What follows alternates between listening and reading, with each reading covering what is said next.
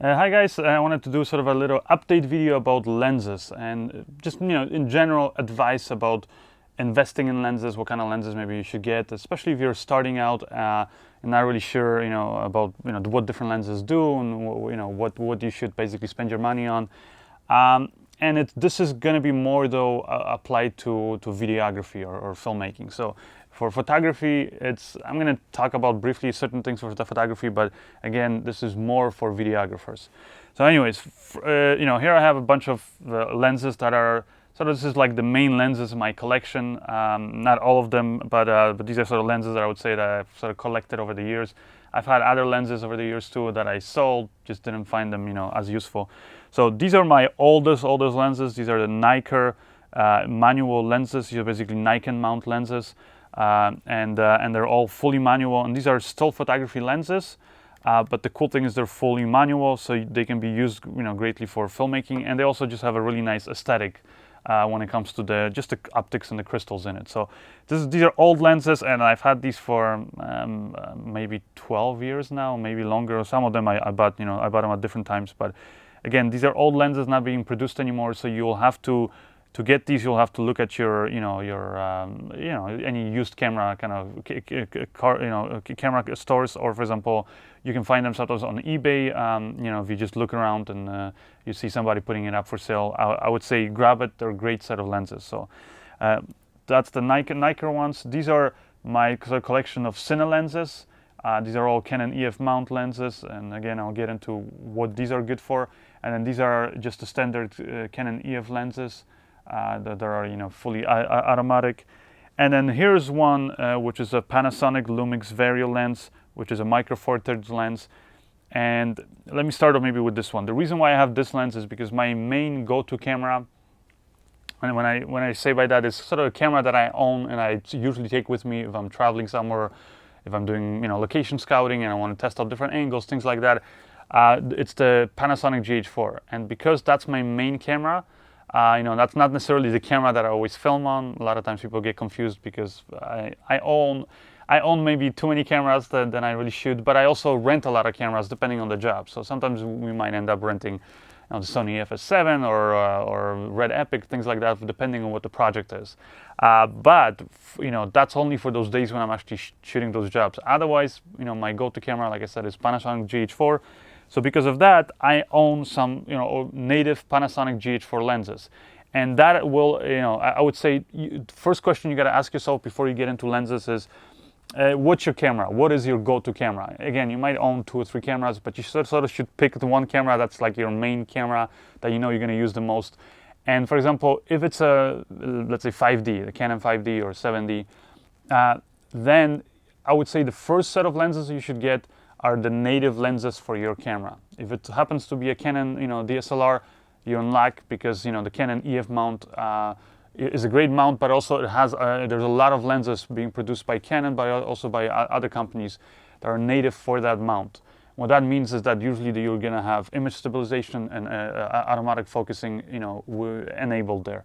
So that's a really great thing, and that's basically where these kind of lenses would then come in handy. Now, if you own the Panasonic GH4, then there's a video actually that I did about all the lenses and things that I use for my Panasonic GH4.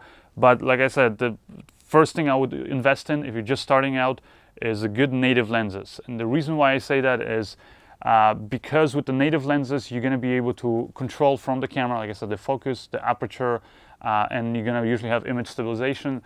And also, it's just going to be, you're going to find that those lenses work the best with your camera because they're built, specifically for that camera. And that's sort of where, where it becomes very handy then, because then you can use your camera not just for the very rehearsed sort of setups where you have somebody pulling focus for you and you have, marks on the floor and all that stuff, but where you can use it in these kind of crazy, guerrilla style shooting or live events, for example. Or if you're just going traveling somewhere and, let's say you're going for a family vacation and, or just some hike somewhere, you're not sure, maybe there's going to be some interesting sights to see and you want to take your camera, get some nice, video footage out there. Well, that's when it's usually best to have these native lenses for your camera. So Panasonic GH4, there's 2 lenses I would recommend. One is this one, it's the Lumix Vario 35mm to 100mm at f2.8 constant.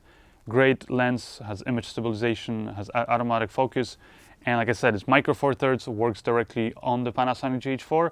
And the other lens, which I'm actually shooting this video on right now, is also the Lumix Vario, but it's the 12mm to 35mm f2.8. With those two lenses for your Panasonic GH4, you're fully covered. So I would say that's sort of your starting point.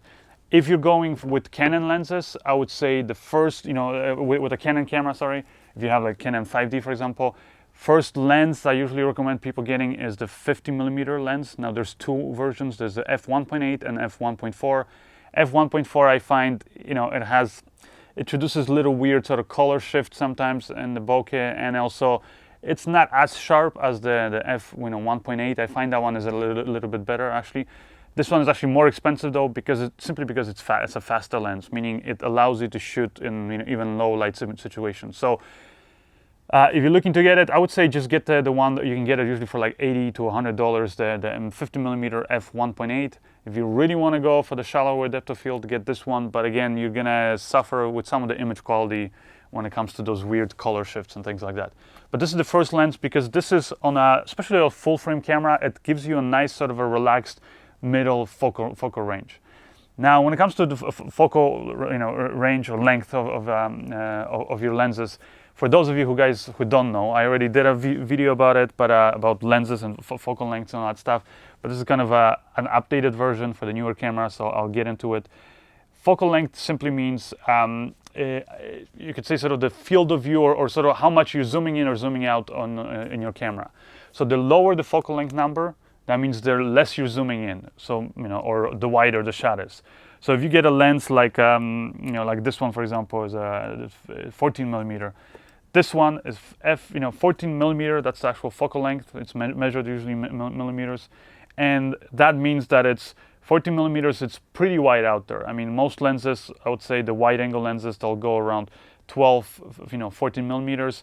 There are some extreme wide-angle lenses that are going to be maybe 7 or 8mm, but those usually will be like fisheye, where you're almost pretty much seeing 180 degrees and everything looks distorted. So I would say for wide-angle lens that doesn't really distort things, you want to probably start off on a 14mm.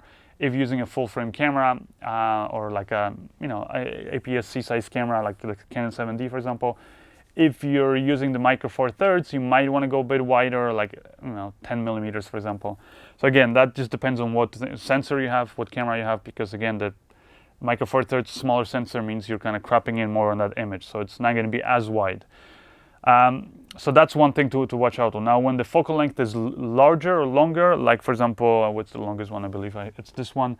This one's 300mm. That means that you can really zoom in with this lens. And this one's actually a zoom lens has a focal range of 70 to 300mm. And you can see when I go to 300, boom, it looks like one of those big, paparazzi set of lenses. And this will really allow you to zoom in a lot. So, how much? Again, it depends on what camera you mount it on, because the size of the image sensor, again, dictates how much you're zooming in or zooming out on the image. So that's sort of what you got to understand. So focal length, again, is measured in millimeters, and if it's a prime lens, meaning it's just one focal range, like let's say these ones are 24, 14, 35mm, that's it. You cannot zoom in or zoom out. If you have, for example, a lens like this one, which is a zoom lens, then the focal range is usually adjustable. So you can go on this one, like I said, from 70 to 300mm. So you can go a little bit wider to then punch and really zoom in.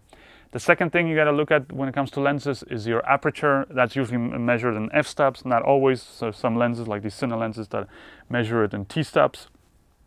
But it's very similar. Basically, f-stop, it's just going to usually tell you on the lens here, either on the front of the lens, or some of the lenses they'll tell you, like for example, these old manual lenses, you have an aperture actual ring, and you can manually turn this ring, and you can see it will tell you, for example, 2.8, 4, 5.6, goes all the way to 16. Those are the f-stops. What the f-stops mean is that the lower the number, the more light the lens will let in.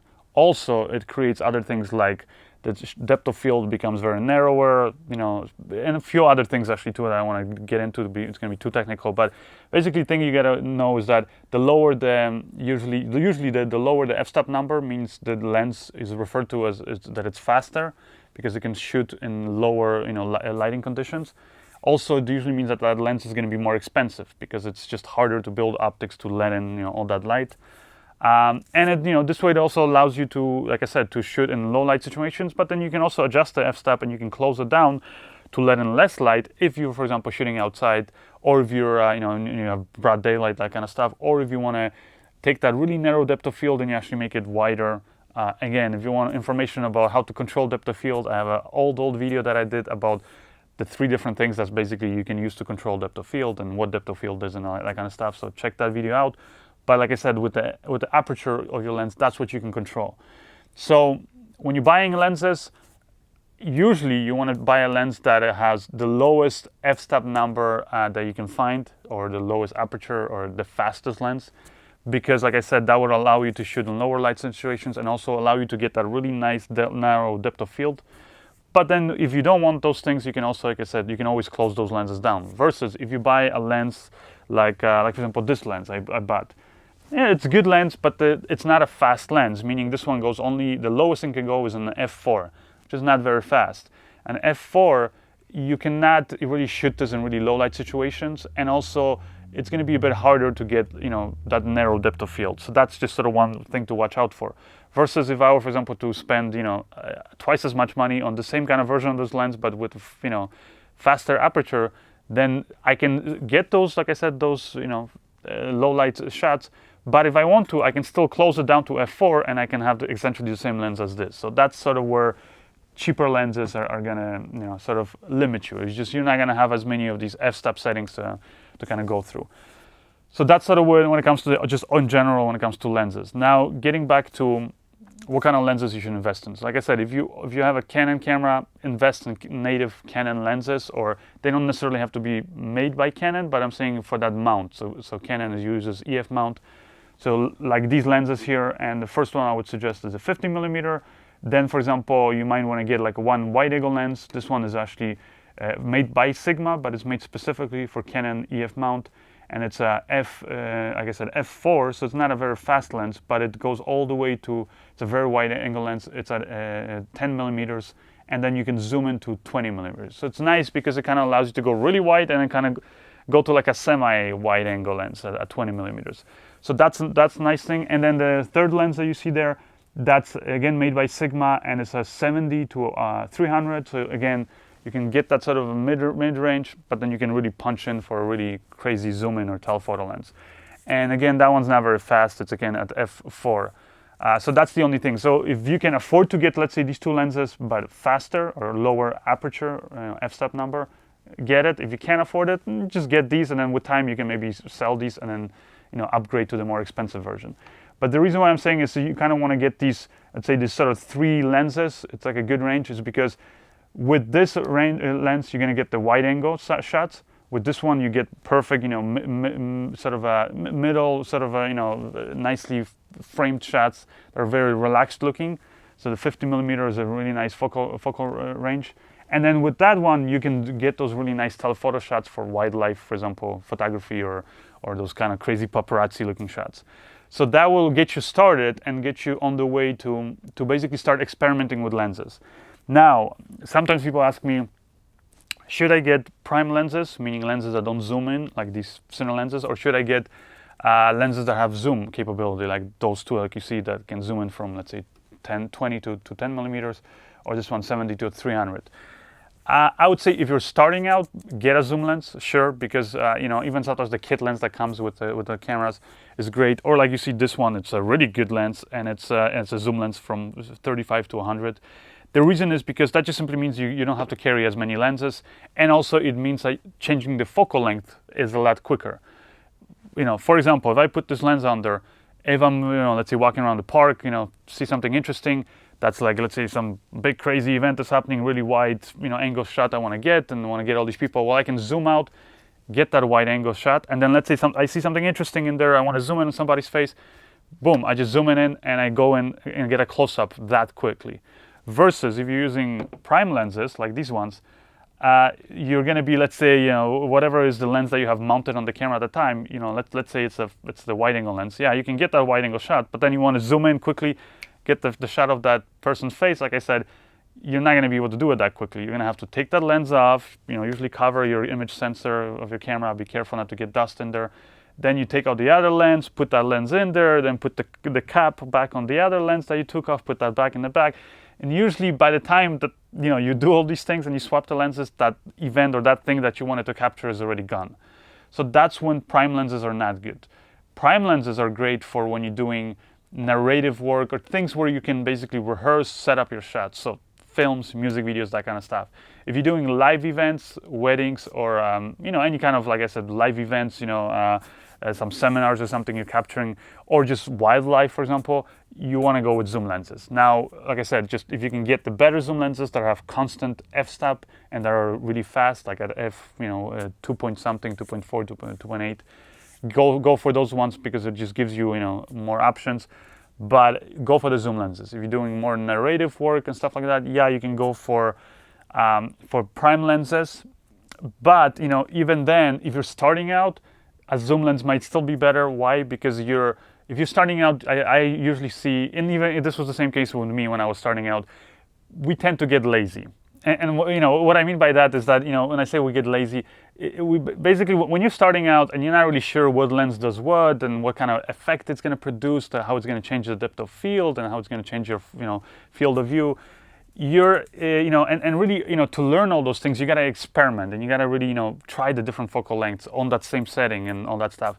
But in order to try all those things, you're gonna have to, like I said, change the focal length. And if you're gonna have to do it with prime lenses, meaning you have to go through the hassle of taking out the lens out of your camera bag, putting it back on, putting the lens cap on the other one, blah blah blah, it's just gonna be so time consuming, and it's gonna be that much more of a reason for you to not do it. Versus if you have a zoom lens that you can just quickly go, and change the focal length, that you're gonna be. It's going to be a lot easier for you to experiment with different focal, ranges of your lens, and then that means that you're going to try getting that let's say that shot of that setting for different focal ranges. Then you can go back home, look at your footage, see what happens when you change the focal length, and that just simply means that you're probably going to do it more often, and then the more you do it, like I said, it's just more of this hands-on experience, and you're going to learn faster. You're going to learn faster about lenses, what kind of lenses, create what effects, and also what kind of lenses you like working with, like what's your preference, because everybody has a different style, and that's why it's hard for me to kind of tell you, invest in not just these crazy wide angle lenses, or no, the telephoto lenses are better. And whoever tells you that, that these are better than others is lying, because it really comes down to your shooting style. Like I said, there's some cinematographers out there that shoots really great stuff all on crazy wide angle lenses, and they just get this really nice aesthetic to it. Versus some people that like to use telephoto lenses, some people like to use kind of middle kind of range lenses. Some people like to mix and match this and this. So it really just comes down to your style and your knowledge. You're going to really develop by experimenting more. So that's where zoom lenses are really great. Unfortunately, a lot of zoom lenses that are really fast or that have low f-stop are very expensive. So that's one thing to keep in mind. Now, getting back to the native lenses I was talking about the cameras, if you're using, for example, like the Sony A7S, which uses the E-mount lenses, I would still suggest, if you can afford to get some of those E-mount lenses, native lenses, if you can get one of those lenses, get one just so you have that lens that you can leave it attached to your Sony A7S, for example, and just shoot with that. But unfortunately, when it comes to the wide angle or the really zoom lenses for the E-mount, there isn't really a lot of good native lenses out there yet, or the ones that are out there are usually very expensive. So that's kind of where you might have some problems. Now, fortunately, E-mount has been around for a while, and there's been a lot of great adapters that let you use, for example, the Canon EF lenses, and lets you adapt those onto the Sony E-mount.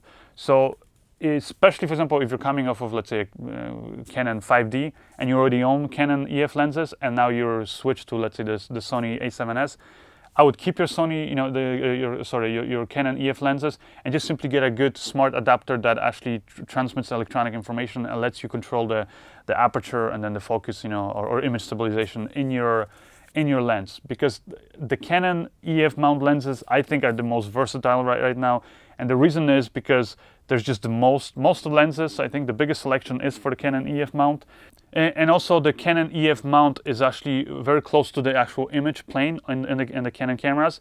And because of that, what that means is that it's very easy to adapt these lenses by putting basically an adapter to, that adds a bit of that space to pretty much any mount, whether it's the Sony E mount or Panasonic, for example, GH4s, Micro Four Thirds.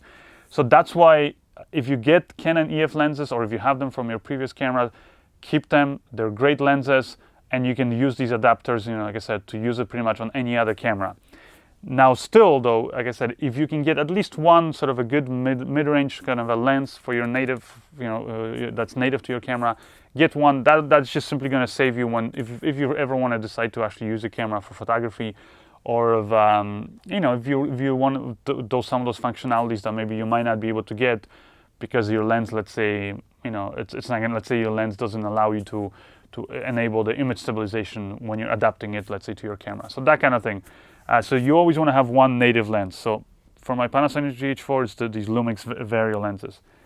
And now, once you have that, the next thing you want to sort of get into is just sort of in general, decide what you're shooting. Now, like I said, if you're shooting live events and that kind of stuff, you probably want to invest more in those sort of native lenses for your camera and zoom lenses, because it's just going to allow you to quickly change the settings, by using the camera, maybe even change the focus, and also, like I said, you can zoom in and zoom out. Now, if you're doing narrative work, music videos, films, that kind of stuff, where you basically have time to rehearse, set up your shots, you can rehearse, for example, the focus, marks and all that stuff, or you even have, let's say, somebody like a focus puller doing the focus for you, then that's when you want to get into manual prime lenses. The reason is because usually they're the sharpest. They create the least, smallest amount of breathing effects when you're focusing the lens, which is that's one problem when it comes to zoom lenses. Not all of them, but some of the zoom lenses, as you're adjusting the focus, it almost seems like the image is kind of breathing. That's what it's called, but it kind of basically looks like the image is kind of getting deformed a little bit, or zoomed in or zoomed out. That's just simply because of how, when the glass elements inside those lenses move, that's what the effect that it creates. Versus prime lenses usually don't have that problem. And like I said, prime lenses are good for that, and they're also usually very fast, meaning low, small f-stop number. So you can really get those nice narrow depth of field shots, and also shoot in low light situations. And they're usually going to be cheaper. If you were to try to get a lens that's just as fast in a zoom lens combination, you're usually going to have to pay more money for that. So here's nice two sort of kits that I have on my manual prime lenses. So these ones, like I said, Nikon lenses, create beautiful aesthetic. They're very old lenses, actually meant for still photography, but because they're manual, you have manual aperture rings, and then you also have the manual focus on them. So the great thing is that, and the same thing with these lenses, is that then you can adapt these lenses to any camera out there using these really cheap adapters. And here's some of these adapters that I have. They'll cost you literally $10. And the reason why they're so cheap is because, it's not because they're bad, it's because they're very basic. It's just basically a piece of metal that has one connection on one end and the other connection for your lens on the other. And there's no electronics in there, because you don't need electronics when you're using lenses that are fully manual, because to change the aperture or the focus, you just directly adjust the lens. And that's where I would say investing in a nice kit of these manual prime lenses is really going to save you, is because once you have this kit, whether it's, let's say, the Nikon, or here I have the Rokinon and Bauer lenses, there are Cine lenses, you can use these on pretty much any camera. Now, if you can get them, I would suggest get them with the Canon EF mount, again, because it's just a mount that's more easily adaptable. So here, for example, I have a mount that will take any of these Canon EF lenses and adapt it to a Sony E cameras, E mount, like the Sony A7S, or Sony, any of the NEX cameras. Then here's another one that I have, which is again, it's going to take any of these EOS lenses or EF mount lenses and adapt it to a Micro Four Thirds, like the Panasonic GH4. And then here's another adapter. This one is going to take the Nikon lenses and it's going to adapt them to Sony E mount, again, for your Sony A7S. And I have the same one, again, that will adapt these Nikon lenses to my Panasonic GH4. So you can adapt pretty much, like I said, these standard DSLR lenses to any of these new mirrorless cameras, especially because mirrorless cameras, allow you to move in a bit closer to the image plane, and because of that, the adapters can fit in there. Anyway, so now what's the difference between, for example, these lenses and these lenses? Well, these ones are older, they're manual, they were still meant for photography, so their aperture has these little steps. I don't know if you can hear it. But yeah, you basically can't really go smoothly changing the aperture because it's meant for photography. So you just want to go from, let's say, f1.8 to f2.8, f4, that kind of stuff. So it goes in steps. So that's one big difference between these. And also, these lenses are usually going to be smaller, and they're going to have different, size, of the thread here on the front of the lens element, because they're just, different kind of lenses. So now the Nikon lenses, like I'm telling you guys, or the Nikkor lenses for Nikon mount, these are great lenses. They're very old lenses, and if you find them anywhere in your used camera store, for example, or on eBay, get them, because they just create a really nice, beautiful aesthetic. And the ones that I have here, which is pretty much, if you have this, it will cover your whole ranges. We go from, this one's, I believe, the widest, 24 millimeters to 50 millimeters here. This one is 85 millimeter. Those are the focal length for those of you guys who don't know what that is. So basically it zooms in more, and then all the way to a nice sort of starting telephoto at 105 millimeters. And they're all very fast lenses. They all go, the slowest, I believe, is this one, f2.5, but all the other ones go to, f1.8. So that's, they're very fast lenses, allow you to get that shallow depth of field, work in low light conditions, and also they're very sharp, nice aesthetics, and like you can see, you can get a nice wide angle shots, medium shots, all the way to a telephoto shot. So nice set. What's the difference with these lenses? Well, you'll notice they're bigger lenses. They usually have, if you get proper Cine lenses, they all have the same thread size, which is great if you're, for example, using these with a matte box. You just put the right certain thread size on your matte box, and then you'll always black out the light coming back, kind of bouncing in your matte box. Or if you want to use these with, let's say, like the thread-on filters, like the variable, let's say, ND filter, it's great to just have that. It's just one constant thread. Also, all these lenses, you'll notice they have these gears here. And these gears are meant for follow focus systems. So whether you have a follow focus, that you put on your, let's say, rails in front of your camera, or you have like a wireless follow focus system that somebody operates, remotely, that's what's really great, because it allows you to basically wirelessly then change the focus, but also change the aperture. And here's the big difference with the apertures. You'll notice as I move this aperture ring, it's very smooth, and I can gradually change from, let's say, T1.5 to, let's say, T2, and in between. Versus, like I said, these ones have the stepped aperture, and as you can see, first of all, they make noise, and it's not something that you can really do smoothly, let's say, while you're operating. Now, it's not a big deal, because I'll tell you, 99.9% of the time when I'm filming, I'm almost never adjusting aperture while filming. There might be some cases when you'll need to, if you're doing some really difficult shots, let's say going from the inside to the outside, let's say, of a building where the amount of light really changes.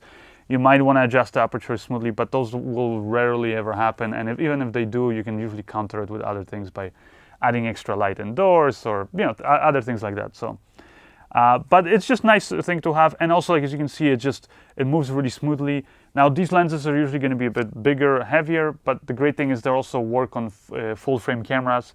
So they'll work all the way on your Sony A7S, like I said, using this cheap little adapter, to, let's say, your Canon 5D. And then they also will work on your, crop sensor cameras, like the Panasonic GH4. So this is, again, a nice little set. And I would say, if you're starting out and you don't have the money, but you want to do some kind of filmmaking and stuff, this might be a nice set of lenses to get. And also, they just really create a nice image aesthetic. So again, you might, that's the reason why I have both of these, for example, because they do create a different look than these lenses.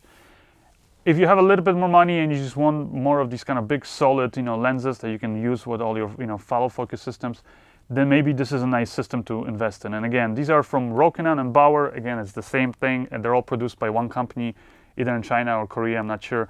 But they're all produced by one company, and one company basically just, like I said, makes them, and then the different distributors just slap their logo here on the lens cover. That's the only difference, really. But the lenses are identical. I've tested out some of these basically duplicate lenses, but from those two different manufacturers supposedly, and they're identical inside, especially when you open them and you see it. and they produce the same results. Now they produce great results. So whether you buy it from Rokinon, Boer, or I believe even Samyang sells these, whatever you can get that's cheaper, get it. Now the lenses that I have here is the widest one is the 14mm at f2.8, fast and very wide. The next one is 24mm, sort of a nice middle slash kind of a wide angle lens at t1.5. Next one here is from Bauer. It's a 35mm f1.4, and then this one is the Bauer 85mm at t1.5. So as you can see, you can get nice wide angle shots, medium, and a sort of a telephoto with the 85, and they're all very fast, very sharp, and they produce nice shallow depth of field.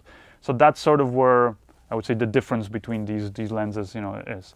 So again, I hope this answered all your questions. Now, if you guys, like I said, the best way to learn about different focal lengths, different aperture, settings, is just experiment. And that's why if you can get a zoom lens that has, it's a fast zoom lens with low f-stop number, that's a great first lens to get. Start experimenting with that. But if you guys want to also find out some of the explanations of sort of different focal lengths and apertures, then again I've done 2 old videos about composition, one about focal length, and then there's another video actually about the depth of field and how you control that. Again, I'll post all the links or those videos in the post related to this video. So to go to that post, just go to my website or click the first link on the description of this video. That will take you to my website, and I'll embed all the videos there on my previous tutorials that kind of where I teach about composition, focal lengths, depth of field. Last thing maybe I'll just mention quickly is, again, I did a review of this. This is my little case with this other sort of special effects lenses. Now this is something that you probably want to get into after years of experience with these sort of more standard lenses. And these are the Lensbaby lenses. They're tilt shift lenses, produce some really cool out of focus effects. Also, you can create custom apertures, shapes, things like that, which if you want to see what that creates, again, check out the review for this, which I'll post below. And like I said, but really to start out, like I'm always suggesting, get a good native lens for your camera, and then, and hopefully zoom with that's fast. And then after that, once you experiment and kind of you see which lenses you like working with or which focal lengths, that's when you want to invest in it. And if you're, like I said, doing narrative work, where you're rehearsing and stuff like that, then you want to get these fully manual prime lenses. Anyways, hope it's not too confusing. I know I talked a lot and for a long time, but hopefully cleared up some things for you guys. And as always, hope you enjoyed the video, and I'll see you guys next time. Thanks. Bye.